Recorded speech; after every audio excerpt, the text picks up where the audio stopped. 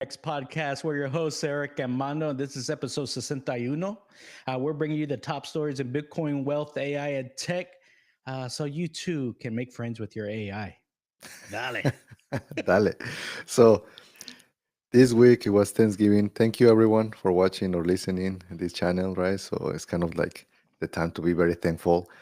That's very thoughtful, Mando. Yeah, you're right. Let's say thank you very much for our audience for listening to us ramble. Yes, and a lot of hours. I don't even know how you guys can put up with us. But anyways, moving on. Thank you also, Eric, for inviting me to your Thanksgiving dinner. Oh Amazing yeah, well, food. thanks for coming. Yeah, we had a good time. So, look, after I came from your house, I was in that mood, of being thankful for Bitcoin, Then thank you for friendship and all of that, right? So, my wife traveled with my in laws to St. Louis. So, I had a house for me, I guess. And I was thinking, you know what? I think that I need to thank my AI.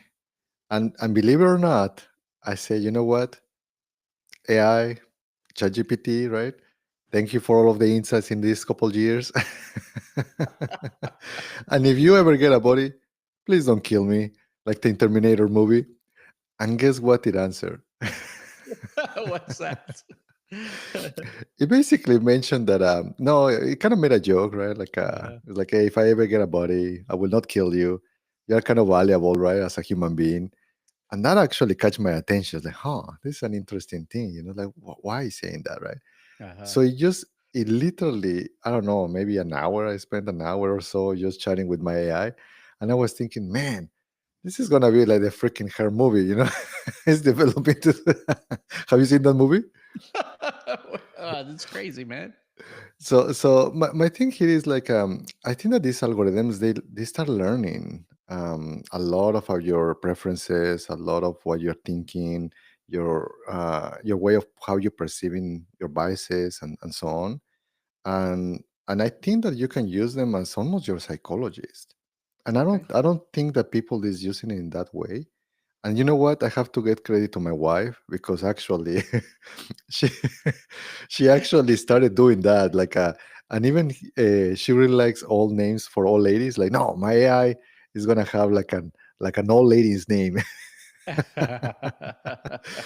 So and basically when I was naming my AI, guess what was the name?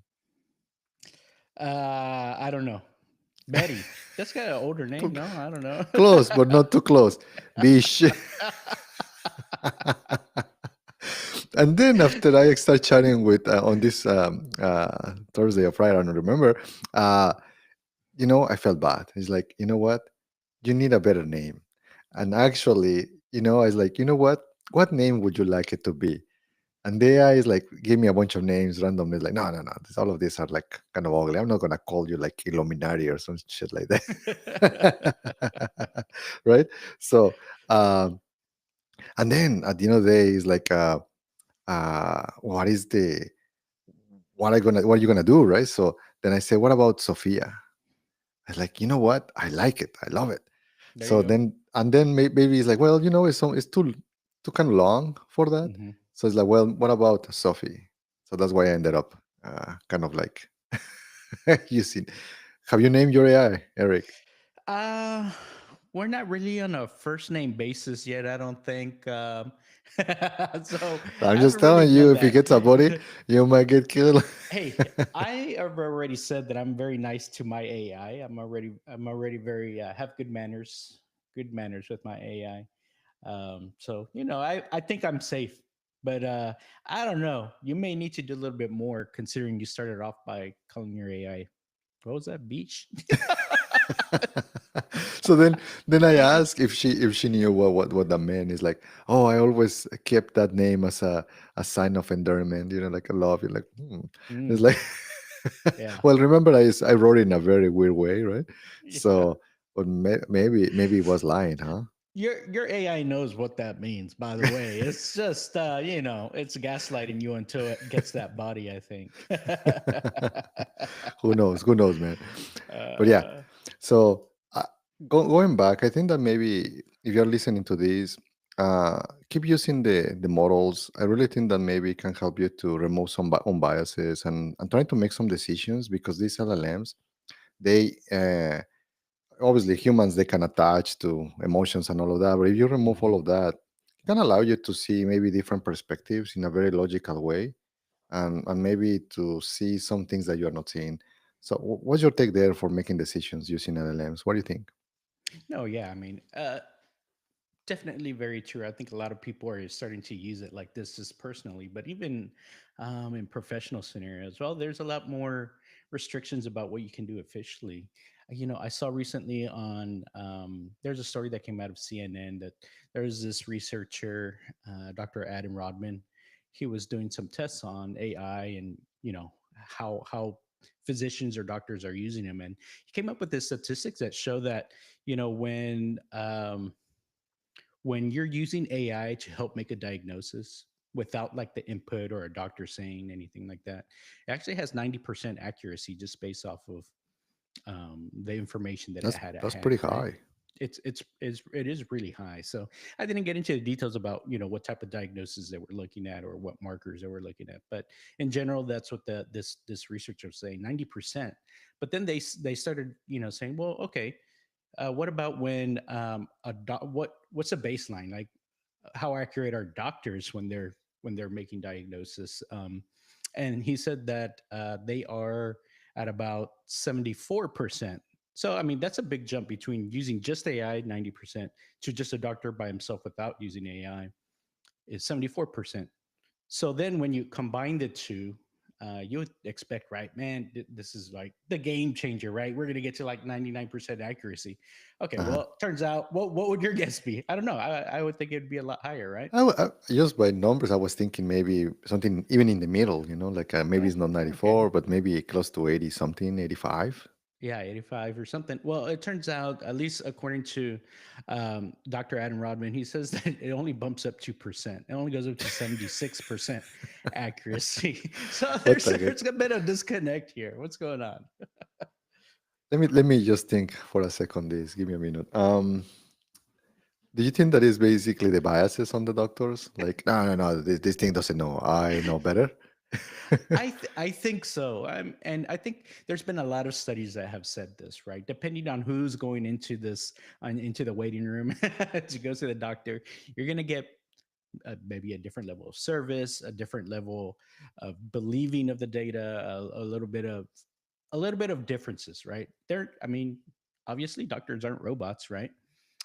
So there's something there that's making doctors make decisions one way or another, Mhm. right? So I think that's well understood already, and so it's just kind of funny how the doctor, even being given the information that an AI says this is likely it, and likely knowing that that's a 90% accurate, they might still be like, you know what, I think the AI is missing this part. I know, this person lives Yeah. here or does this for a living or whatever. I know better. This is likely more likely at the Maybe the diagnosis. weights And on those things is giving it too much weight, and maybe it's actually impacting the results. yeah, so Um, it's a little disappointing to see how, we've got this great tool, and of course it's got its limitations. Nothing's perfect. uh, that gives you 90% accuracy, but then when you combine it with the human factor, you lose quite a bit of the effectiveness of it. That's a little that's that's not too good right there, but very, very interesting study, and I'm excited to see kind of more of these studies come out so you can kind of see better ways of introducing the technology into the healthcare spaces, because it is pretty important for us to try and get improve and get better and things like that. yeah, there is a bunch of robots too. The famous one is the Da Vinci one, Mhm. that is kind of operated as well by a doctor and kind of helps you to do surgery. So I think that it's very interesting how all of this technology is kind of colliding, medical with robots with AI all together, right? And talking about robots though, um, lately there has been a lot of different robots out there, right? You see like the Optimus. There was this news that came up with a new upgrade hand. Did you saw the video? Oh yeah, I saw it. I saw it on TikTok.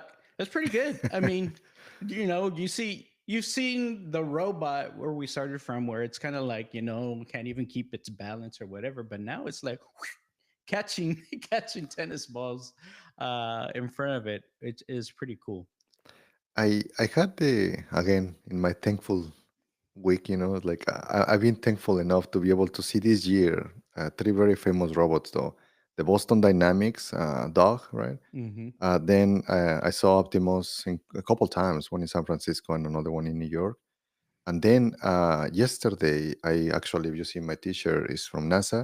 I went to NASA here in Houston, and I saw Valkyrie as well. So, man, we are moving very fast in a very short period of time. I remember, I don't know, maybe 20 years ago, they just barely would move, in the velocity. But with all of this tooling, it's accelerating big time. So, what's your take in all of these robots? Are you gonna get one in the Oh first time that yeah. you can get? As soon as they start selling them, like really, like their version one out there, I'll probably try and jump on there as long as they're not super super pricey. But I think our boy Musk has been saying that it'll likely be less than a car. So I mean that's good. That's a I good mean, start. our truck's supposed to be worth 60K, and I feel clickbait over there, but it's okay. Yeah, well, yeah, you're right. But here, but also the truck started at like 120K. Now it's at 60K. So it's going down real quick. So maybe the same thing will happen with the robots. It They'll might, start it off might. at 30, then they'll go down to 15 in no time. But talking about robots, and this catch my attention during the week, right?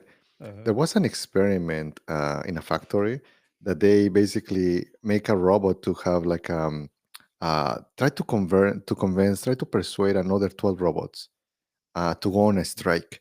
Did you hear about that? No, I've not heard this. Man, so a bunch of stories, but the crux of the thing is like the robot start trying to persuade the other ones by asking them questions. It's like the first Ah. question was, "Are you working overtime?" This is a robot asking the other robot. Yes, yes, they Okay. basically kind of those almost like a police, like robots just policing and patrolling the buildings or whatever, right? Oh. So, and basically that was the first question: Are you working overtime? Hmm. And then the other robot respond. It's like, I never get out of work. It's like I'm a robot.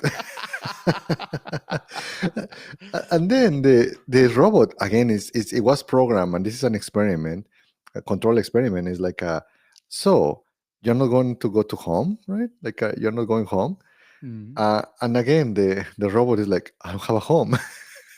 Hey, these are like very leading questions. This robot knew what it was doing, Yeah, huh? yeah, it was programmed again. This robot was programmed to persuade, right? Almost to be like Ah, unionize.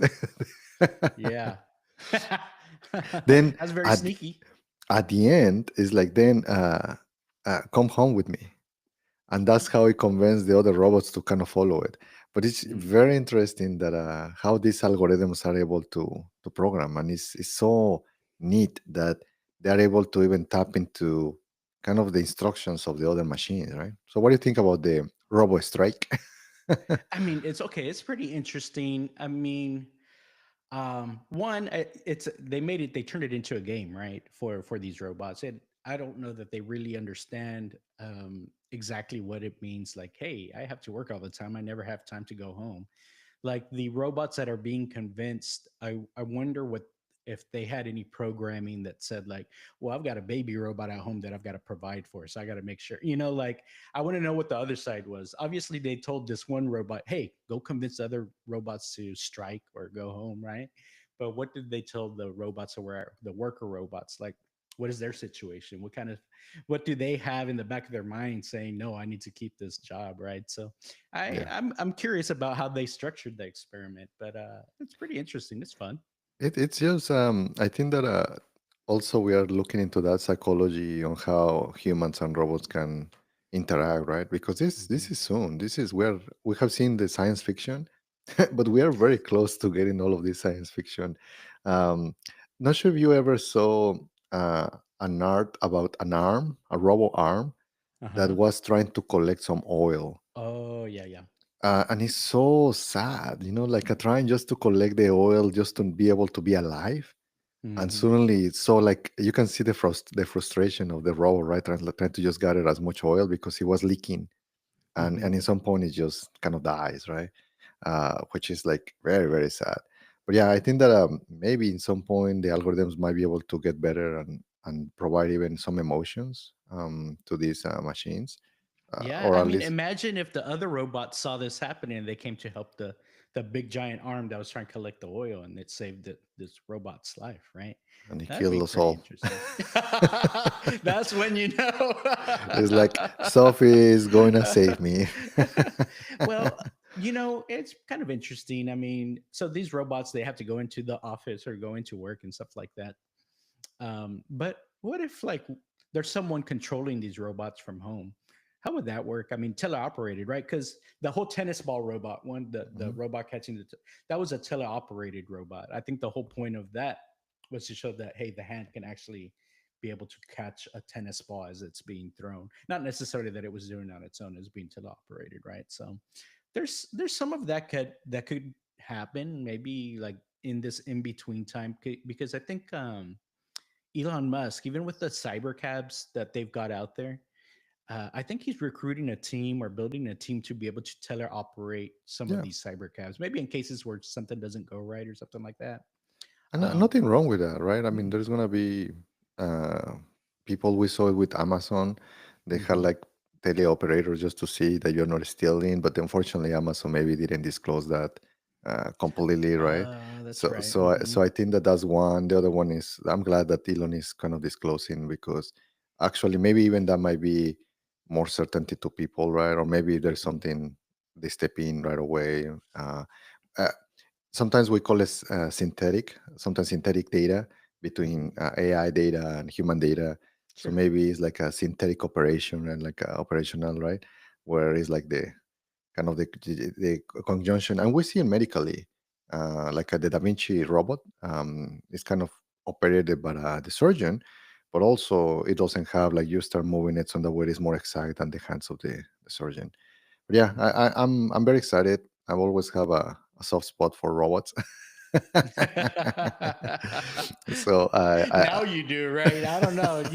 Yeah, I don't know about this history. You're trying to rewrite this a little bit, I think. I'm on record, Sophie. Well, speaking of leaking robots, did you hear that story about the Cybertruck owner that like found this puddle of oil underneath his Cybertruck? What's that dude, about? dude. I mean, it's like, well, not sure maybe because we have two cyber trucks, and all of these news are like very negative, right? Yeah, like we get all the news. Everyone texts you. Did you hear about? It's like, oh god, yeah. So tell me about it. Oh well, so apparently this Cybertruck owner, I think he just found a puddle of oil underneath his car, and I would think I'm like, wait a minute, this truck doesn't have an engine. Where is this coming from? Well, apparently it came from one of his motors. I guess the motors do have right some type of Hmm. lubrication in them, so that they turn and can support the high heat and torque and things like that, right? So, but now he needs a new motor. I don't know if it's going to be covered under warranty or what, or like. I don't know, but that's kind of a weird thing. I haven't heard of that before, and fortunately, I haven't had any of those types of issues with the motors in my truck. I don't know about you. I mean, that's the first time that I hear, but it makes sense. It's like in Hmm. order to have the engine, you kind of have to need that lubrication. So Yeah. now I'm thinking, how often we need to change the oil of that thing? I don't think you're supposed to. I think that's the point. They're supposed to be enclosed, and they're not supposed to leak. So I think if it leaks, that means you maybe have a cracked motor or something like that. You got to Hmm. just replace it, right? Yeah, Because I don't think in the manual it says you need to add oil to your blinker. Do you have your touch your blinker blinker. oil? Do you have your your electric vehicle oil? I don't think so. I don't think that's supposed to be happening. Yeah. The other thing regarding that, I went to the car wash, and the guy asked me, "Hey, how are you gonna replace your wiper, right?" So it's a good question because they don't sell it. It's just Tesla, right? So Mm. that's the other thing that maybe we will have to replace in some point, which is kind of these normal things that you'll do, right? With Mhm. along with the 6,000 mile tires, which I think that maybe seems low to me. It's probably a little low. I tried. I know I had mentioned before.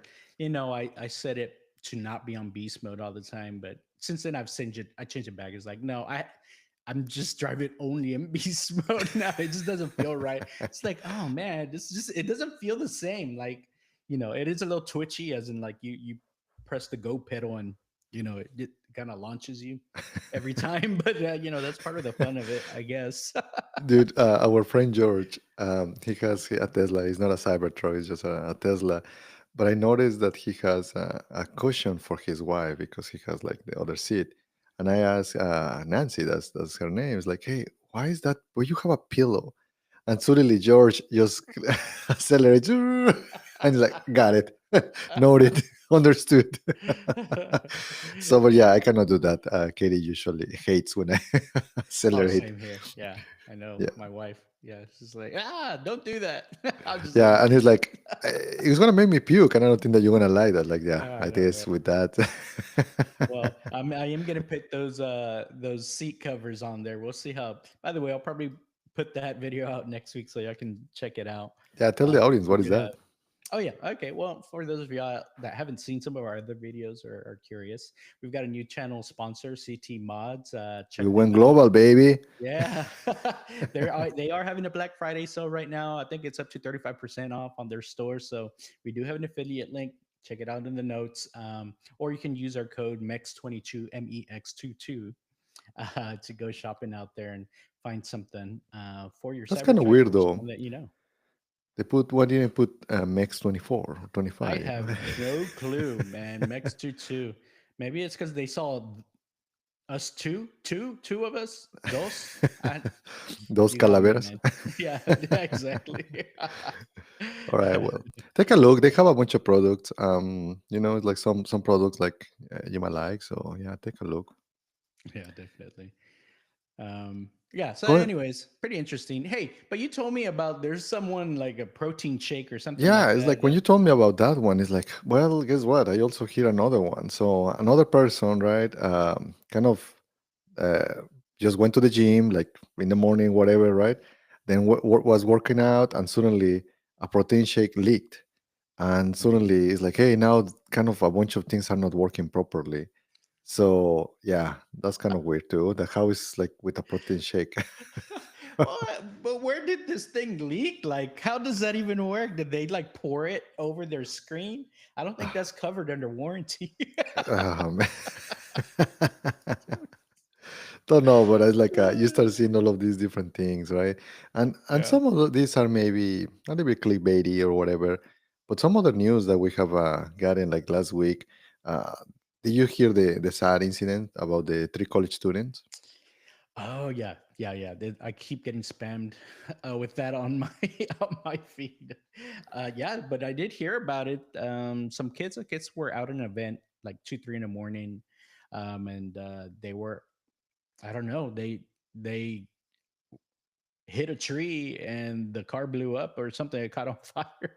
So, It caught on fire. poor folks. I mean, that really sucks. I think there were four of them in the vehicle. Three of them actually died. One got out with the help of someone that was following behind him after the event.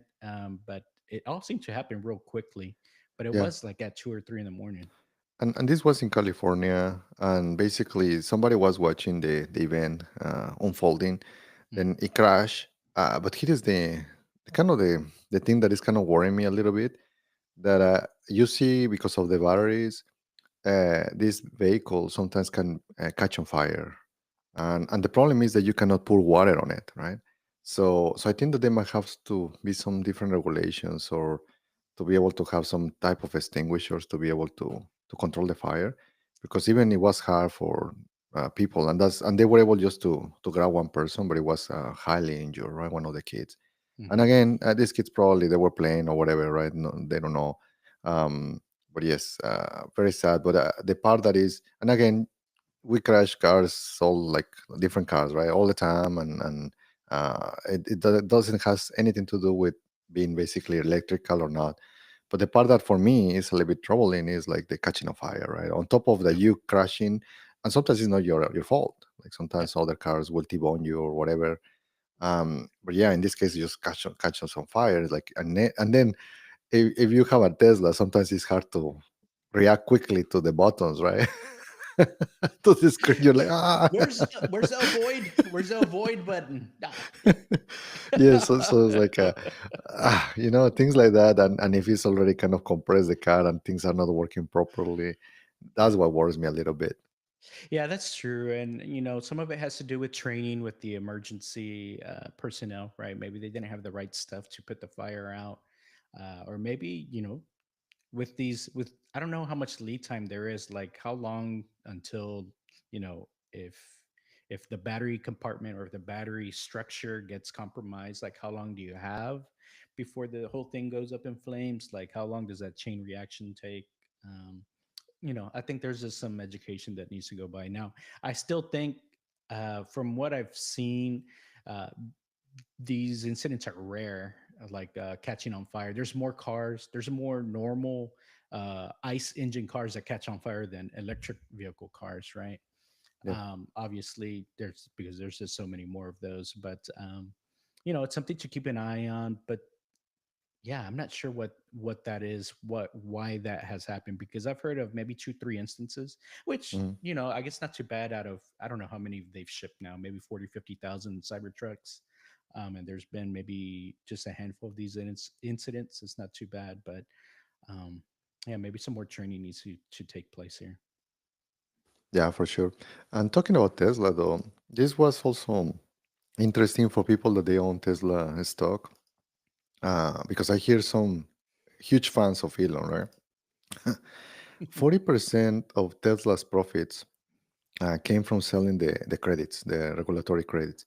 It seems a Mm. bit high to me. And I'm not sure. Maybe that's the reason why the current government had maybe a problem with him. I don't know, but once again, it seems high. Do you know a little bit more about that?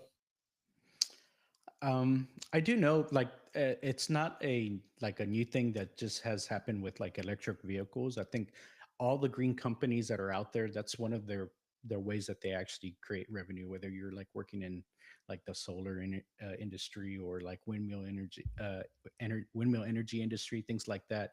Any of these green businesses, that's usually one of the ways that they're able to create money, is because they generate these credits for being green, and then they sell it to other companies, like oil and gas companies or petroleum companies or some factories, things out there that need to offset some of their waste or toxic tendencies, whatever you want to call them, uh, so that they can, continue to not pay fees or fines and things like that. So they're willing to buy other people's or other businesses' Hmm. credits, so they can, be in good standing. So it's not new, and it's not just Tesla, obviously, that does it. But I think it's a way to obviously bolster green companies, so that they're able to have additional revenue streams. I think Tesla itself, they're a lot more profitable than any normal car company, anyways. So for them to be able to add these credits, or that they've sell these credits, is probably a good thing. And it probably helps them if Elon says, "Hey, like, we're at the end of the quarter, we haven't sold as many vehicles as we thought. Let's sell some extra credits, pump our numbers, make our stock look good, and we have good end of quarter numbers or end of year numbers, whatever the case might be." So it's just another one of these tools that a CEO of a green energy company has at their disposal. Yeah. So we are recording this alive. So Venus, whoever you are, thank you for watching. So shout out to you. And Oh, it are we says in live the today? yes, and it says in the chat, I agree. All so right. so I think that going back to a little bit of the credits, it's sometimes it's funny to me, and look, I'm also kind of a hippish, I like some things like that, and environmental and all of that, but I feel that sometimes the people don't have enough information. Like if you're holding a phone, like those companies that are behind all of iPhone, it's like they a lot of them focus on Chinese and all of that. They have a very carbon heavy factories, right? So, and it's just the whole chain, because sometimes you see these people just putting paint, in this like art, trying to make an statement, and they're holding their iPhone, Oh, right, to record the whole event. It's like, man. yeah. So I think that we'll see how it turns out to be some of the events that happen with all of these credits with the new administration right now. Elon and Trump, they have a bromance there. Hopefully, it doesn't go south. Oh gosh, that I can just see that happening though, can't you? Like Both they of them, they are both have very. real strong personalities. That oh god, we'll see. Yes, and I mean, I spend a good amount of time as well with Elon, right? I have never met Trump, but I mean, we all see that this very Yeah, strong personality, both of them. talk about a runaway chain reaction there that causes a an explosion of fire. Like we'll see, we'll see how that turns out. But pretty interesting. Hopefully, they can do a lot of good. They both have a lot of power. They both have a lot of sway. They're trying to reshape the way the the the economy and our government work. So we'll see how that all turns out. It'll be very interesting. Yeah. Moving on Bitcoin. There was right now not much news on the topic, right? So, but something that caught my attention was that other countries are actually talking about to grabbing Bitcoin as a reserve. So Hmm. we mentioned it for the U.S. and now Brazil is also discussing that. And then also you have here that Bukele has been trying to Right. rent your volcano. That's, I mean, you talk about your natural resources that you have with your country, and you're like, hey, how can I make my country make a little bit more money? It's like, I know, I'll sell some volcano power. It's like, yeah, that's thinking outside of the box right there. That is pretty unique in itself.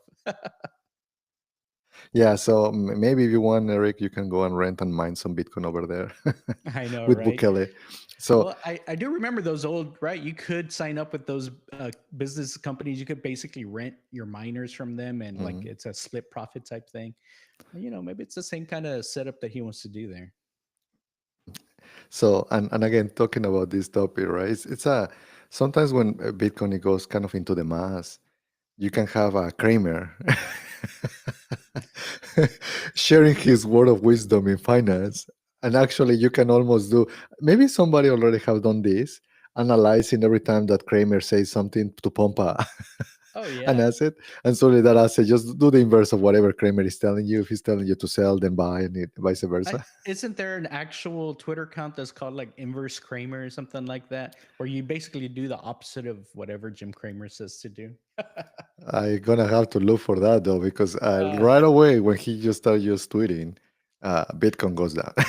Yeah. So basically, for those of y'all that really didn't see the tweet, Jim Cramer said something to the effect like, okay, y'all, yeah, I know previously had said that, Bitcoin's too risky or maybe now it's not the good time.